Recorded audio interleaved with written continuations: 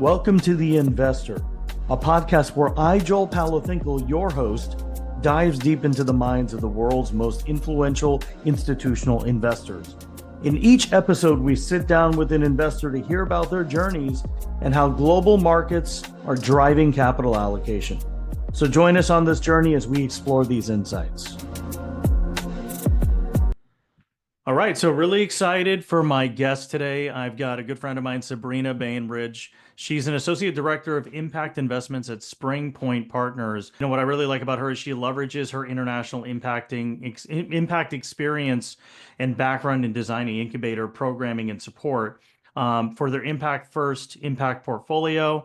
She also loves camping, kayaking, and volleyball, and I'm sure I'm going to learn a lot more from talking to you, Sabrina. So thanks for coming on the show, and excited to really just unpack, number one, more about your life, your career, and just kind of the venture and private equity industry. Thanks so much for having me, Joel. Really excited to be here today. Well, thanks for coming, and excited to hopefully meet up when you come out to New York. But why don't we, for the audience, just talk a little more about where you grew up, what you studied, I always ask, where did you think you would be? What industries did you think you were kind of interested in?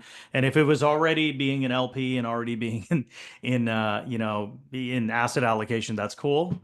But sometimes I get surprised and I learn, what people wanted to do. You mentioned volleyball, so maybe you wanted to be a professional volleyball player, and maybe you still are. But let's hear from you. Tell me a little bit more about, where you grew up, where you studied, maybe the subjects that you studied, and if it's okay, I'll probably pop in with some, comments or questions as well. Yeah, perfect. Feel free to jump on in. And sadly, my height impacted my volleyball career long term. So it was never going to be a collegiate player or anything like that, but really enjoyed playing and still do. I like to play sand now, which is great. That's always fun. Yeah, so I grew up in Oklahoma, Oklahoma City. My parents are both originally from Chicago, so very Midwestern. Spent a lot of time going up and down, driving through Kansas, all those things. But grew up in Oklahoma City and went to Oklahoma State for my undergraduate degree. There I studied physiology and microbiology with a minor in history. I was always just like a really curious, loved solving puzzles, and I still think STEM is a really great education and it can take you in so many different ways. I know we've bonded over this around how, it's just a really great training to think more analytically and question, which I think serves really well for finance degrees or careers. But no, I never thought I'd work in finance, never thought I'd be an allocator. My mom actually has been in commercial banking my whole life, and I kind of grew up in a house that was very financial forward, but was like, oh gosh, I will never do that. That's what Sure. mom does. But really fell in love with it later in my career, which I can talk through. But yeah, growing up in Oklahoma, it's a state that has a lot of educational barriers. And as I was going through my STEM degree and really falling in love with science, realizing that wasn't the reality for a lot of my fellow Oklahomans, and decided to join Teach for America. So I did Teach for America, taught high school science. I taught biology, physics, chemistry, kind of the whole gamut, and loved it. And through working in those communities, really, though, that was the first time I really saw the issues with financial access and financial inclusion in our country. And growing up in a house that was so financial forward and seeing, the pain points of when financial markets are inefficient and also just aren't serving customers effectively, became really passionate about it. So after my experience with Teach for America, started working with ed tech startups and fell in love with the venture ecosystem and went to business school. And have been working in investments ever since. So prior to joining SpringPoint, I was working at Plan International, which is an international nonprofit, helping them to develop out their investment thesis for East Africa, as well as doing some international consulting across the board. So did some projects in LATAM, India, Europe, US. So really fun global exposure and getting to learn lots of different markets quickly, but really was passionate about moving back into the US and started at SpringPoint about 2 years ago. And the majority of my focus here is around our emerging manager strategy, overseeing that portfolio and helping to make sure that we're bringing new funds in, as well as supporting our current funds. So fun fact, I used to go to Oklahoma a lot for one of my previous jobs. So I used to work for the DoD. So I would go to Tinker Air Force Base. I don't know if that was near where you went to school. But I remember there was kind of a growing, tech ecosystem there. And I think with the Air Force Base, there were government employees and there were people, in the DoD that were kind of building their tech skills. So I don't know if you've been there recently, But I think your family's still there. So like, how has Oklahoma evolved in the last maybe, 5, 6 years? Do you see a lot more venture activity? Obviously, they have some really big, family offices there, and there's a lot of, institutional activity there. But what are some of the observations that you've seen over the years, maybe going back there? Yeah, yeah, it's changed quite a bit, and my family still is there. So I have Hmm. one of my brothers is in Tulsa, and then the rest of my immediate family's in Oklahoma City. So it's really fun to see how much it's changed. It's completely transformed, especially Tulsa. They were really smart in building a lot of infrastructure for remote workers pre-COVID, which has paid off Hmm. very well. Yeah, so that's been really exciting to see. And there's a ton of great nonprofits and accelerator programs, as well as family offices that are really building out the venture ecosystem in Oklahoma. So it's been fun to see lots of development, lots of changes. Also, just the restaurant game there is always improving. It's always been a Hmm. great food scene, but it continues to get better and better every time I go home, which is fun. What's kind of a staple, like, Oklahoma dish that, people call out? So when you go to like St. Louis, you think of like the toasted ravioli, right? So is there like a staple Oklahoma thing? Oh, what a great question. I think it very much depends on who you ask. Sure. I would say I usually go for okra and fried chicken is my That like sounds I'm going good. home. Yeah, it's pretty good, and there's something about it there that people just know how to do it right. Hmm. Absolutely. Well, switching gears, talking about SpringPoint Partners, what are some things that you look for when you partner with people? We talked about this, before the call, just really building true relationships. I think when fund managers or community managers can do something that's actually fun and something that's activity based, that always helps. So in those activities, what are things that maybe stand out with someone that you want to work with? Yeah, I think the number one thing we're always looking for, I'm trying to think of the more businessy way to say this, but people who aren't jerks, I guess. So people who Hmm. are operating with integrity and compassion in the way they do things, Sure. but are really smart and thoughtful and are honest and are willing to give the difficult feedback when needed. I think about these things a lot with all relationships that I'm making, whether it's a manager we might invest in, another LP that we would collaborate with, kind of across the board. So I think those are things that we're looking for, but also people who are just want to have, like take this work really seriously, but also see Hmm. find the joy in it.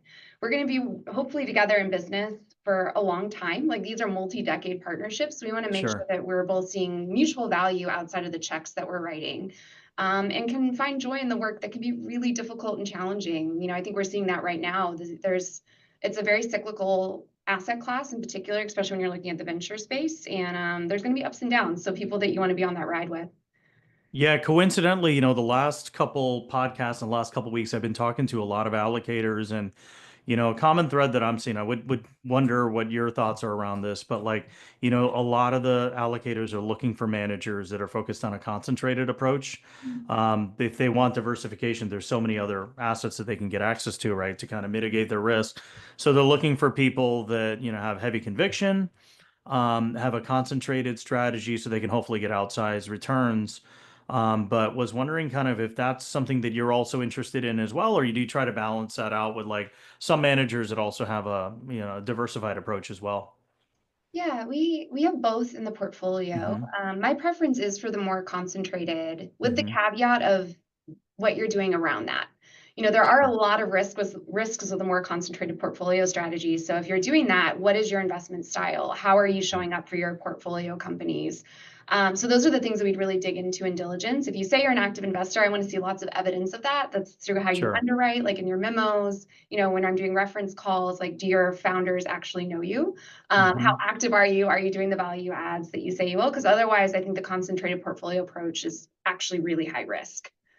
Yeah, absolutely. When they talk about access, what are some threads that you're seeing? So when somebody says, "Oh, I have access," are the successful people that have access people that just have relationships, or do they have some kind of unique niche? Like, maybe you're a scientist or something, and you graduated from MIT, so you have kind of this unique community that would give you a moat. So I think, because you've talked to so many managers, right? So they all talk about proprietary deal flow or access, or they all have like a venture scout program where they see thousands of startups every month. So what are some of the, things that are less interesting to you, and then maybe just kind of something that maybe piques your interest more? Yeah, it's a great question. Yeah, we've seen hundreds of funds this year alone, and we're quarter in. So it is very competitive out there, and it is, and I really feel Mhm. for the managers. It is really hard to showcase differentiation in quick conversations with LPs when there is only so many ways you can slice and dice portfolio construction and how Yeah. you find and source. I think to your question though, specifically around, proprietary deal flow, I was wondering when that word would come up. I think it's a little bit of both, right? Like I think you have to have founder access and have deep connections and have a really strong network, but then you also need to have a value add, especially if you're doing, if you're a small fund, fund one through fund four. You need to have something outside of your check because realistically, there's going to be somebody that can elbow you out and have a little bit more, have a little bit more financial power than you do. So hopefully we're looking for people who have both of those things. And we're looking for, founders that will fight for you to have you on their cap table. And that means you usually have strong other, co-investor relationships. You've Mhm. got strong, folks that maybe can be outsourced or, what's the word I'm looking for? Fractional CFO, CEO, like all those types of things within your network, but also have that value add that you can provide that's a little bit more direct. The thing though that we really tried to dig into, and this is where when we're underwriting emerging managers, we'll look at a fund one or a fund two. Where are you coming from and what's your background? Like if you're a former operator, I expect you to have very different skill sets in areas of growth than if you're, somebody who's a blue chip spin out or has been doing investing for quite a long time. And neither of those are bad profiles. I'm happy with Mhm. either. But that's where I feel like the major differentiation and what value you're going to have to founders comes in. Yeah. What are ways that you've seen, founders kind of differentiate? I guess what are some of the factors that have made, maybe some of the investments, you don't have to mention the name, but what was the X factor that kind of got you over the line with some of the, maybe some of your favorite managers? And again, you don't have to mention them if it's confidential right now. Yeah. I'm trying to think through. I do think it takes time. So that's Hmm. one thing I will fully own is it takes a while. We want to be, when we're writing a check, if we're doing an initial investment, we're writing that check with the intention that we would hopefully be with you for multiple funds. Sure. So it takes time. And I know that can be really frustrating, especially when you're on a fund one. I can't imagine how, sick, just stuck you feel, cart, horse, insert whatever analogy, chicken, egg, how frustrating that must feel. But we probably get to know folks over 6 to 9 months before we'd even consider going to diligence with them. Hmm. So there's lots of Sure. kind of informal things that come through that, to the point that I was talking about earlier around like, are you a compassionate but honest and analytical steward of your capital? That takes time to build up evidence over. Specific things that are a little bit more helpful. I think like, does your data room, is that full? Do the artifacts match each other? Like one of the biggest red flags for me that I'll quickly say a no on is if you say you are a very active investor and your memo is a page, like that doesn't Hmm. showcase, the level of active diligence that you need to have in order to have a really concentrated portfolio. The things that I love though are when you see those things come to match, right? When you Yeah. see like, oh, I have an active approach, and then you look and you see really robust, thoughtful diligence. You do a reference call and, from a co-investor, an LP, and they're just glowing about the relationship that they've built with this manager over months. You see strong Hmm. evidence of LP relations, even if you're just starting out your fund, the monthly updates that you're sending out your LPs, like having those things in your data room is really helpful.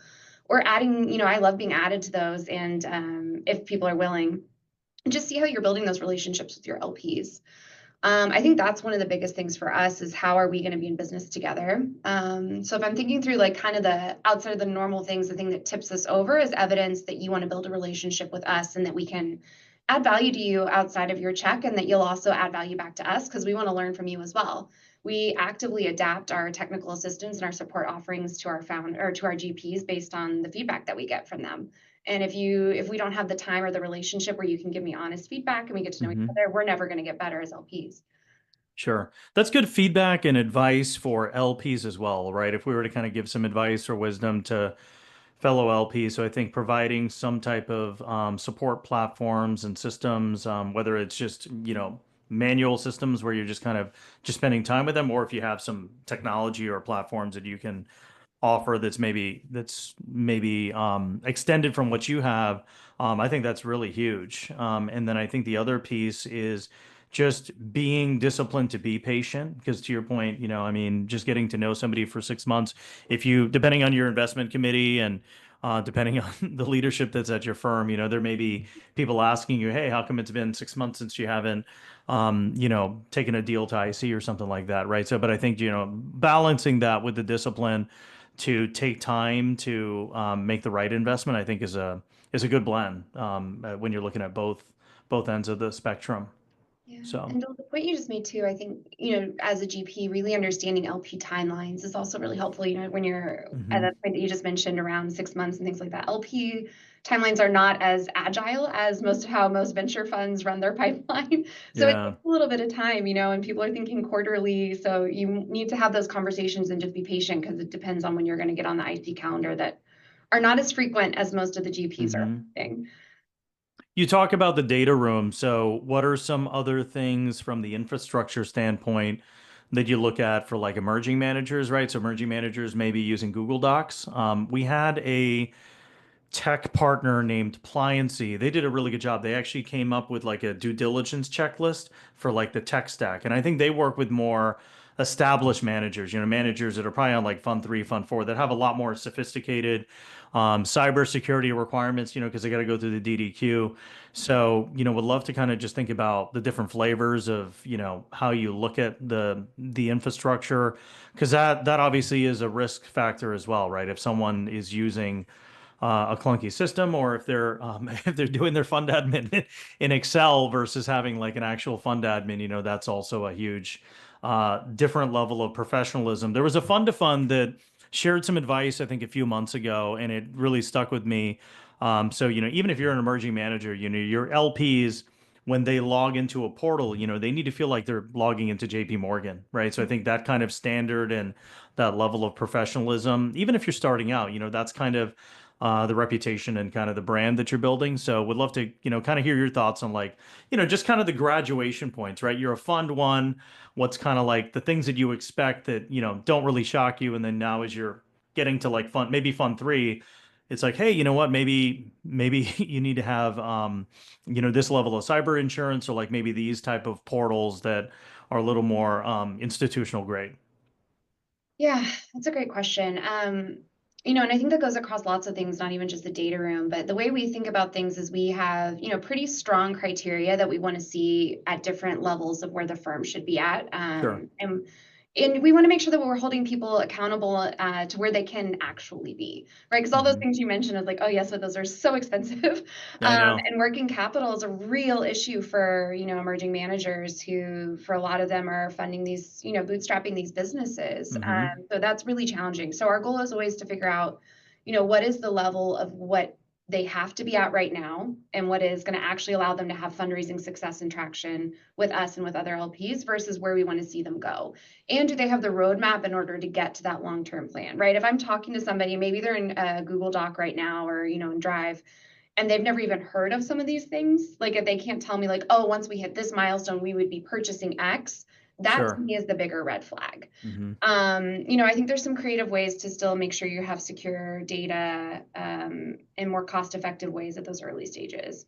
But just more broadly, outside of data room, well, the three kind of big buckets of things that we're looking at, and this isn't like anything too crazy, but we're looking at team, firm, and fund. And where are you at fund one, fund two, fund three, fund four?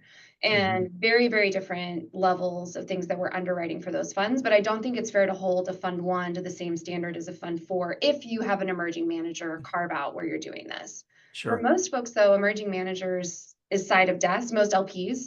It's a side of desk thing. Maybe it's something they're personally really passionate about, hmm and they don't have the time to really take that nuanced approach. And so for fund ones, like you really do need to think through what does it look like out of fund four and have a game plan on how to get there as quickly as possible. I think like I think ILPA has some really great open resource materials around ODD and a few other things that are really helpful that I highly recommend for fund ones and fund twos to take a look at. Sure. And you make a good point too. So when you talk about the firm, right, which is one of your pillars, really looking at their balance sheet and their income statement to kind of see what they're spending on, right? Because I think that'll really help you understand how they're responsibly managing the budget of the firm and, spending within their means to kind of deliver the most alpha, with the team that they're building essentially. So. Yeah, exactly. I've seen some funds. There's one or two funds that have come on the show before that have, retained support with culture building, so I think, really finding the right partner if there's two GPs and making sure that those people are going to be, really building a multi-decade franchise. So I think that's super important. So like, in your opinion, when it comes to culture, what are some of the things that have been excited about with some of the managers in terms of like how they're hiring, how they're building a team, and then, making it a repeatable platform? Yeah, I think, yeah, first thing is just intentionality around it Hmm. and really understanding the people that you need to bring in at what time, right? Like you might not need a CFO early on in your Sure. career or in your firm's journey, and that is fine, but like you need Yeah. to know what those touch points are. For Hmm. culture though, that's a really interesting and fun question. I think for co-GPs, we're really looking at, can you two run a business together? Can you, quite frankly, like this is more than just a normal business. Like you're going to be around each other pretty frequently in very high stress, high, areas where you're having to make decisions very quickly and that really matter and have implications for a lot of different stakeholders that are going to potentially have different needs. Can you do that together? Can you do that productively? I think one of my favorite funds that we've invested in, they actually have a third party consultant that's uh, like a relationship therapist for the two of them to meet with monthly to talk through power dynamics, how they're thinking Hmm. through firm building. Are they checking each other appropriately? Are they holding each other accountable? And are they still finding joy working with each other? And I really appreciate that. I think that's a very fascinating approach. Obviously not everybody's going to have the time or resources in order to do that, but that was a really fascinating one. And to your point earlier around standing out, that definitely made them stand out in our mind. Yeah. Um, yeah, but culture is intentional. I think a lot of people don't think through, you have to be really thoughtful about what you want your internal vibe to be. And Hmm. nothing is wrong. It's just how are you then building that? And how do your systems and processes reinforce your culture? If you say you want a culture where people are going to be able to have contrarian viewpoints and really challenge each other, what's your IC structure going to be? How are your associates going to get to show up when you get to hire them? What are their roles and responsibilities going to be? So I think those are the fun conversations with GPs too, because then they get to start thinking big and they don't have to think about this immediate fundraise, but they start thinking about where this can go, which is really fun. But I would say, just in general for culture, the intentionality and also show how they're building relationships with you showcases a lot about how they're going to build relationships with their staff. Yeah, no, I really agree. Well, maybe we can step out a second from just asset allocation, just talk about career, right? So, somebody that's kind of starting their career journey, what would you advise them in terms of trying to figure out what they really want to do? I mean, both of us have kind of made a couple slight pivots. So how do you think people should kind of think about that? And then, if it is a career in finance, what is some advice that you would give somebody if they wanted to kind of make that pivot? Yeah. One of the best pieces of career advice I ever got was not what do you want to do? What do you Hmm. want, but what do you want your day to look like? Sure. Which was a fascinating question. That is an interesting one. Right? Because as somebody who's just been, I'm a very goal-oriented person. I never really thought through what I wanted my lifestyle to look like and what I value in my day. Hmm. And until then, too, as a student, right, your day is kind of determined for you. It's like, okay, you're at school from X to X, and in college, you get to pick maybe if you get to have classes after 10 a.m. But realistically, you haven't had much control over your schedule. And Sure. that was a really eye-opening moment for me. Like, oh, I actually like having variation in my day. I don't want to have a set schedule. And when I was thinking, after I did Teach for America, I was like, oh, am I going to apply to grad school for, business, or do I want to go and do another, get my master's in genetics? Um, I didn't want to spend my entire day with a set schedule of being in a lab from 9 to 5. And then when I started really looking at the lifestyle of investments and in finance, and there's a lot more variability, which I really love. And I love to Hmm. travel and I love meeting new people and experiencing things. That was really interesting. And then the other question that I heard really early on in my career was not what do you want to do, but what problems do you want to solve? What Hmm. problems get you excited? And so I think going into career journey with those two mindsets of what do I want my lifestyle to look like? And then what do I want to do? Like, what are the things that I feel like are fun problems that I can help to solve? Um, And not being afraid to pivot when those things aren't serving you. And it's really scary. I don't know what your experience was with career switching, Joel, but for me it was hard, right? It's Yeah, a lot of self-reflection. It's a lot of vulnerability as you're going through and you're learning things about yourself, and you're trying to upskill really quickly. sure. But I think the things in life that are hard are the things that are worth doing. I totally agree. And then I wanted to add something in terms of how you think about how you spend your time, so this is kind of funny and you might laugh, but like when you go to events or when you meet people, I try to never ask people like, what do you do?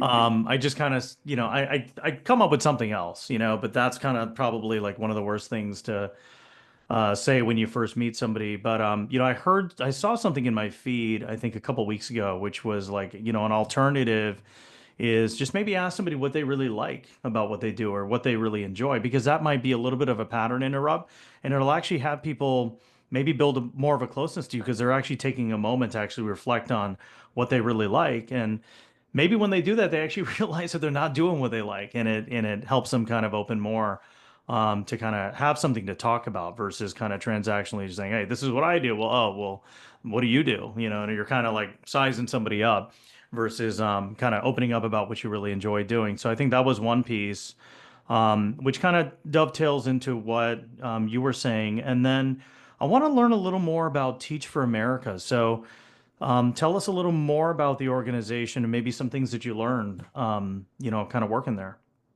Yeah, so TFA or Teach for America is a national organization that's really trying to help to alleviate the opportunity gap for students in the US, starting with K-12 education. I actually think now they might be doing some early childhood, but I haven't been with the organization for quite Sure. a while. Yeah, and they do a couple of different things, but my role within that was to act as a core member. So I was trained as a secondary high school teacher, teaching STEM. And, I think there's a lot of really great things that I got out of that experience. The biggest things are, one, an appreciation for how hard it is to be a teacher. Hmm. I look to the point around like what you want your day to look like. I really admire career teachers that have stayed in that environment, and you're on all day long, you're public Hmm. speaking, quite frankly you're like a performer trying to get students excited and energized Sure. about the content.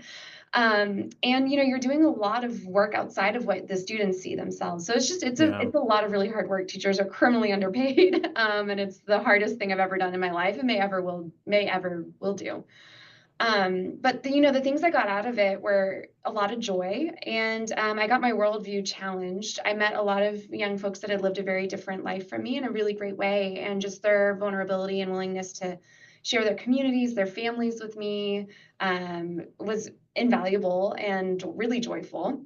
Hmm. And on the more technical side of things, stakeholder management is so much of what I do as an LP. And I learned how to really quickly pivot and how to think on my feet and how to make sure I'm able to give the greatest number of people what they need the quickest, and able to tailor messages to make sure that everybody feels a shared sense of understanding and community. And I don't know if I would have gotten that in any other environment. No, and you're hitting on an important point. So I think this industry, venture and private equity and just asset management, I always say this, there's not really a degree. Like you can't just go to college and learn venture capital. Like, and I wonder why they don't have that. But a lot of these people that are working in this industry, they come from different backgrounds. I come from like a hard tech, engineering background. You come from a unique background as well. There was a person that was on our podcast a couple weeks ago. She was working in project management, and I was like, wow, you probably do a lot of project management right now as well, right? Because you're essentially managing stakeholders, there's timelines, you need to prioritize what you're working on. So I think the beauty of this industry is you really can come in with your superpowers, and then there's probably like a 25 to 30% hard skill factor where you definitely need to know how to write a memo, and you definitely need to know some specific things. You need to be able to look at data, and you need to be good with people. But like the other pieces, I feel like there's that magical part where like you can fill it in with just kind of who you are as a person and kind of use that to kind of maybe build an investment strategy, maybe come together around some type of thesis. So I think that's what I think is really exciting about just being an asset manager. And what I also think is interesting is just all the different industries and flavors of asset management as well, right? There's early stage, there's late stage, there's public markets, and there's so many different industries. So I believe you guys are invested across several different industries, several different stages. I guess are there certain, are there certain kind of founders or industries or, um, you know, tech sectors or non-tech sectors that you're kind of interested in recently? Yeah, great question. We especially on the emerging manager side, which is where Hmm. I've been spending a lot of my time right now. We're stage and sector agnostic, so we're pretty happy to look at anybody. Sure. But right now, what I've really been focusing on is how we can create the most diversification within that group. So we do see a lot of pre-seed and seed for various Hmm. different reasons. I think one of the biggest things is that's just where a lot of entrepreneurial folks are, and who are risk takers who are willing to go out and start a fund. So Sure. Yeah. they gravitate to that really early stage, and that's where they can see their value. Yeah, so always looking for folks that are a little bit later stage. I think there's some really fun funds that are coming out now that are looking at that gap, right? Because we've seen a lot of Hmm. great managers that are starting, pre-seed up to Series A, but as we start to think about Series A through Series D, there's a pretty big gap there of the boutique, smaller VC firms, Hmm. and there are folks that are starting to fill that. So that's been really fun. That's been a fun industry trend that we've been looking and watching. Obviously, I think in terms of specific technology, I don't know how we made it almost 40 minutes in a I podcast know. episode And then on we didn't bring up AI. Yeah, we AI. I brought up know. proprietary deal flow though, so Yeah, we that was did. good. And I'm not sure what that's going to look like yet. I think right now we're kind of seeing a proliferation of that across different businesses. We're seeing how it's being used to revolutionize and change current business models while also like being its own entity in itself. So just I don't know if anybody knows exactly what that's going to do, but it's going to cause major trends and changes in the sector, especially in venture. So we've been keeping an eye on that and trying to better understand. And also, on that end, one of the trends I am nervous about is the climate impact of AI. I don't know if enough people are Hmm. talking about that, but it's very Sure. carbon intensive. So just making sure we're better understanding the potential climate implications there. Yeah, so I mean, we sit on a little bit of data too, just through the managers that come through our accelerator. So like, we just graduated our 10th cohort, and the ninth cohort that we had, there was a lot of AI, and then there was, maybe one fourth of that in healthcare. Mm. Maybe a couple quarters before that, I saw a lot of climate infrastructure. So it's kind of really interesting to see just, and this is just a sample set of people that apply to our program, right? This does not really represent the entire market and, which type of managers are, coming into market, but it's just kind of the weird, data that I can look at and just kind of try to derive some insights from. But that's what, and then this cohort, it was just a lot of B2B SaaS and some pre-seed. I didn't really see a lot of healthcare. There was like one insure tech fund, and then just a lot of just, hey, we're doing pre-seed, and that's just, cascades out to like B2B SaaS and AI. So after a while, I mean, the challenge for allocators and including me is just, after a while, it's, people are probably going to be mad for me saying this, but like a lot of people start looking the same after a while. So I think what you can really lean on is really just kind of your instincts and that relationship that you build, and maybe you hold on to that because it's like, look, you know what, I want to actually go on this journey with this person. And to your point, having the compassion, the empathy, and um, just wanting to actually just back this person and work with this person. Yeah, totally. No, and I think I wanted to double click on the point you made around people starting to look the same. The differentiation is really hard. It is Mhm. challenging. I really feel for both GPs and LPs on that side of things of how do you adapt your storytelling of how you're creating the narrative of your firm in real time. When we look at pitch decks all day of funds. So I start to see the pattern recognition, you see the similarities, the differences. But GPs aren't quite getting that quick turnaround on seeing how many things are out there. So it is really hard, and I really feel for that. And I do think that's part of the long-term relationship building is a differentiator in itself, because I get to know you as a person versus the slide deck. There's only so much that can happen there. Yeah, what I love about you and I is, look, you were an educator, right? You were a teacher, and I have a PhD, so we actually own an education company. So education is our core in terms of kind of like the platform that we're building. And what I truly believe is, as you're trying to build relationships with LPs, part of that is education, especially if you're in like a sector that maybe the LP doesn't really know much about. So I truly feel like that's really part of like a unique strategy. If you're good at like, getting some people together and actually teaching them something. It doesn't need to be a lecture, but just teaching them about your fund strategy or maybe this market. Like, why is cyber a hot sector? Well, hey, well, this sector has been, at risk for, 2 trillion, and I'm just making these numbers up, but like, hey, this sector has been, responsible for like $2 trillion worth of losses. So that's why this is a big opportunity, right? So like, oh, I didn't know that. So like that maybe makes somebody lean in. So, I'm assuming you feel the same way, just as an educator as well. That just helps people maybe just, take a meeting and get to know you better. But, what are some pieces of advice that you would have for managers to kind of just build these relationships and, at least try to attract LPs to come into the room and maybe learn something? Because there's just so many events, right? There's so many different people. There's so many different conferences. So, um, you know, what do you think works? And you're probably hearing a lot of this from the managers as well as they're struggling to build these kind of relationships. So, Yeah, it's hard and can be very expensive. All hmm these events have price tags and, the travel and, obviously the time cost of going to all these things, but on also both others. sides too, for you guys as Exactly. well. Yeah, yeah, Yeah. definitely. hmm I think, if you already have a current LP base, leverage them, know which LPs are really active and want to be helpful. We have quarterly check-ins at a minimum with all of our GPs, but we send out our quarterly travel list of things that we're going to be at. We send a list of all the conferences that we've seen that people have recommended and kind of benchmark them against each other and send that list out to our GPs so they know which ones at least we think are the most valuable or the ones that we'll be at. So that can also be helpful if we're in the room and there's an LP only breakfast or whatever, those are hmm different conversations that are happening. Um, so I think I would say the first thing is like leverage your LPs or your co-GP networks. People know which ones are the most value add. And then, hosting events if you can, there's lots of people that are willing to sponsor events, things like that, or even just small dinners or even just a lunch or a coffee. All those things matter depending on where you are. We're in Philly, so if people are in Philly and stop by for, we're right next to the train station, shameless plug.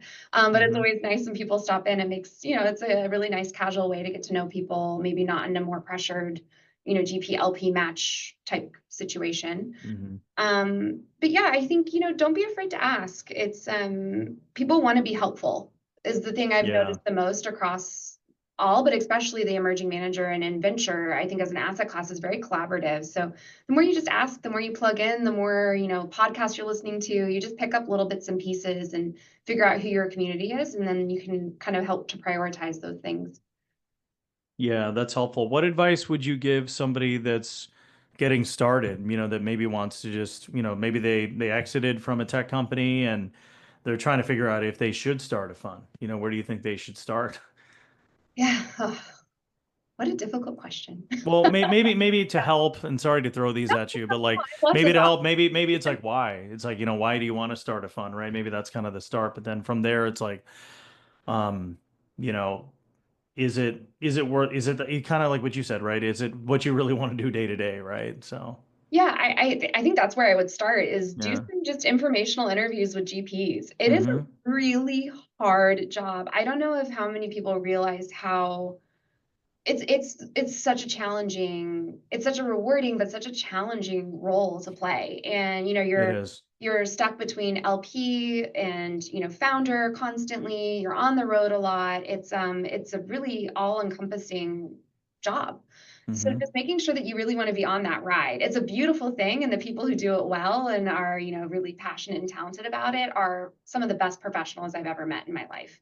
But it's really hard work. So make sure you want to do that and that you want to be in it for the long haul because it's hmm not like you can exit, in a couple of years or anything like this is at least a decade that you're going to Sure. be doing some type of stewardship of these assets at a minimum. So I'd start there. And then from there, there's so many great things out there now.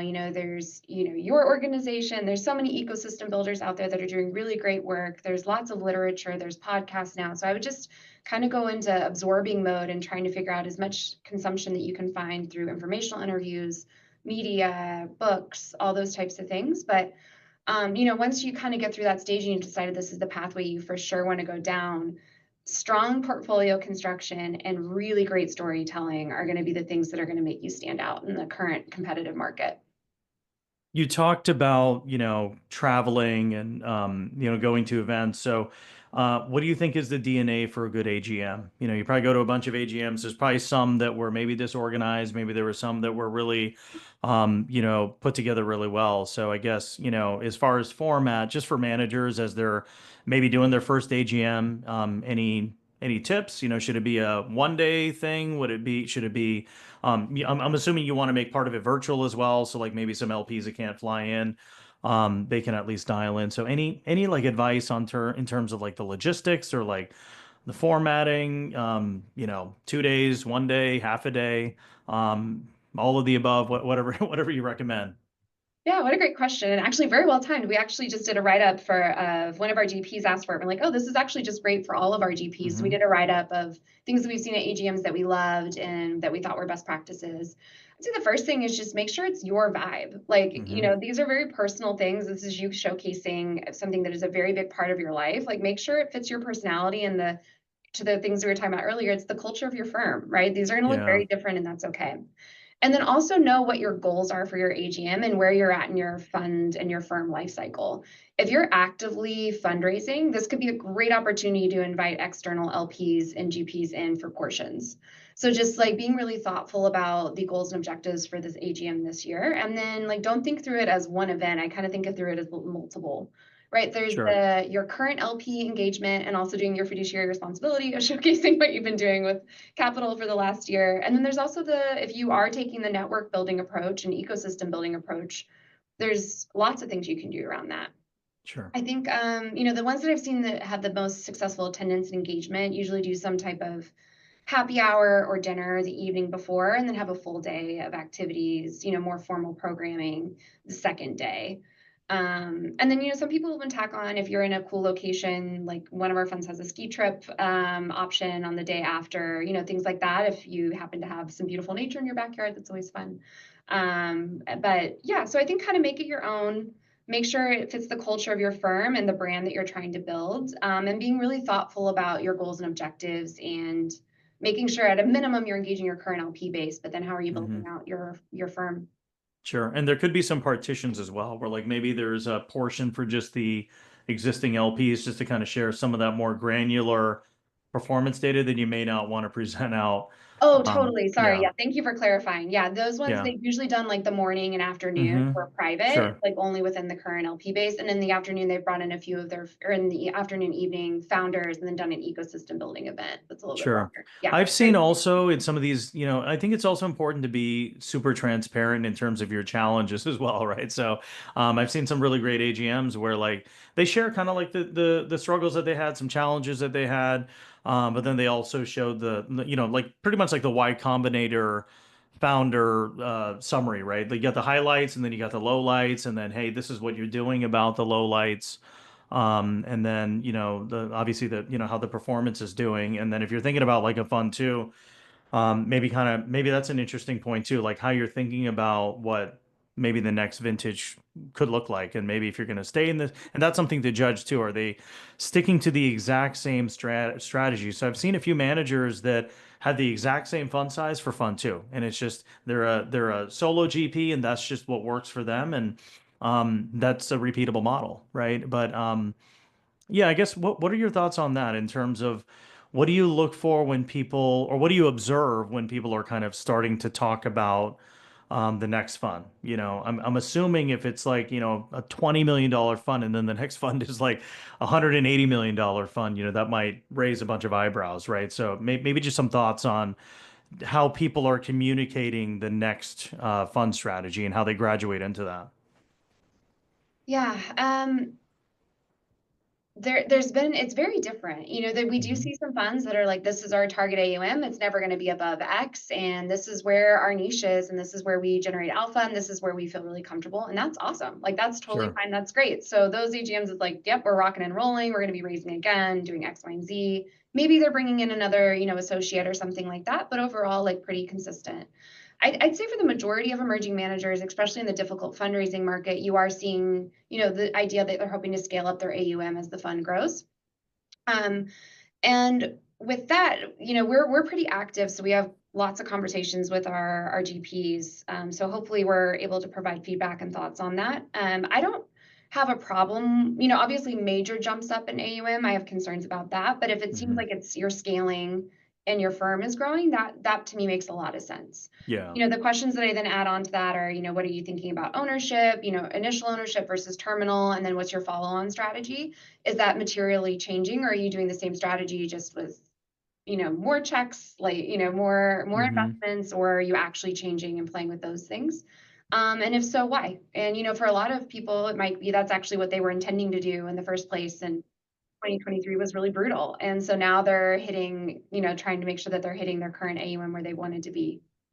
I would say too, this came up last yesterday, I mean, just kind of feedback on the deck. Like some of the ways that you format the deck, just the layout of the text kind of makes a difference too. So there is a manager that's, really focused on Fund 2 now. He's already actively deploying on Fund 2, but like the format of the slide, like it had the it had like the an announcement that Fund 2 is happening, but then he said, "Hey, this is how our current deals are doing. These are our two best deals." But it looked confusing because it was all on like one row. So it's like, this is our bet. These are two of our winners, and then this is our fund two. And it looked like the fund two block looked like it was part of like the first fund.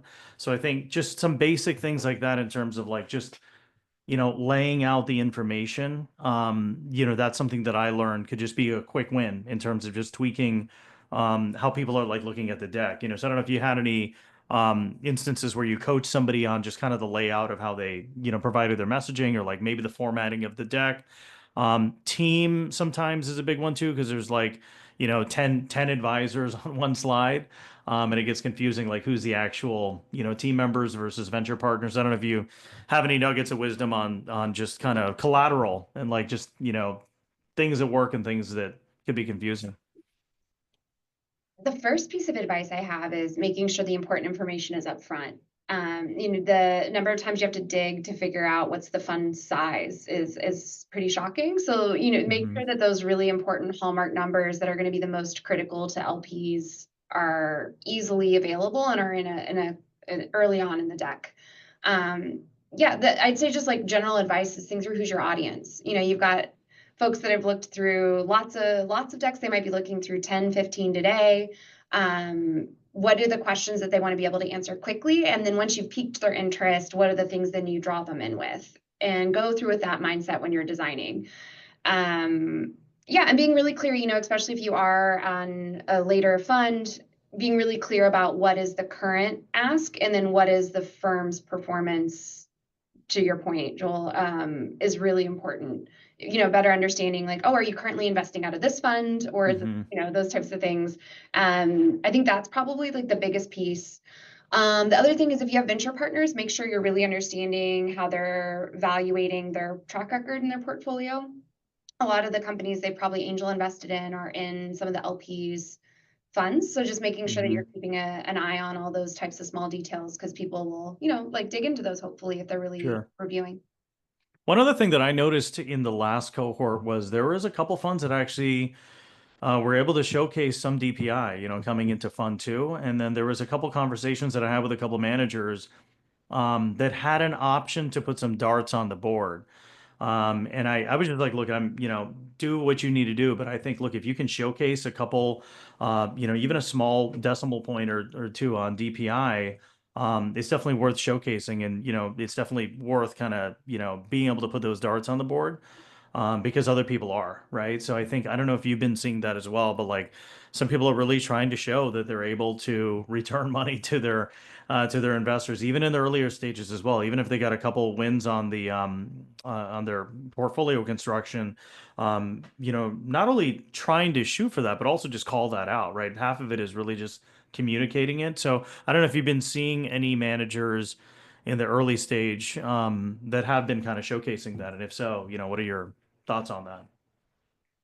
Yeah, we've seen some, and Hmm. DPI is great. Yeah. So there's ways to do it tactfully. I think that's awesome. I do want to push LPs though on, it's a tough market thing. Hmm. Most of these are going to be DPI is elusive right now, and so if you're seeing it, Exactly. great. But I don't think I don't. think that some of the best funds out there are going to have it, and that's okay. And we need to get really creative about how we're underwriting and what are other metrics of success that we're looking for if you are starting to dig in. We've been doing a lot in our underwriting of, what is the cash situation of the company? What's their cash runway? What's their burn rate? Like really looking at those types of metrics for company success. And it's been really fascinating. We've got some, I think, awesome portfolios, companies in our portfolios, but they were extremely cash efficient and they haven't Hmm. raised. So there's been no price rounds in a little bit, but they're killing it. Oh, And wow. they're not in a position where they want to sell right now, and that's okay. So I think you do have to be a little bit more active on the asset management and the portfolio management if you really want to see where some of your bigger winners are going to be right now. There's one more stat. So there was, a fund that kind of showcased two like hot deals, and they showed like one number, and then they showed the second number. And if I like do the division, I'm like, wow, this is like a pretty big multiple. But like the multiple that they showed was a lower number, and like that was accounting for dilution. So again, like if you can kind of like list an annotation there that says, oh, this is factoring in dilution, but hey, this is what it, really is. But our numbers are actually less because of this. I think that's also great too, because to your point, sometimes people are trying to do what they can do to kind of position themselves in the best way, but then if you're an amateur, it may just sound like you're inflating the numbers, right? Instead of kind of like putting some thought around the communication to not sound like you're overselling, I would say. So cool. Well, we got 4 more minutes, maybe just, we can wrap up with just a couple final pieces of advice, maybe just in terms of like your career, maybe just a mentor that meet with once in a while, like maybe just pieces of advice from people that you're learning from.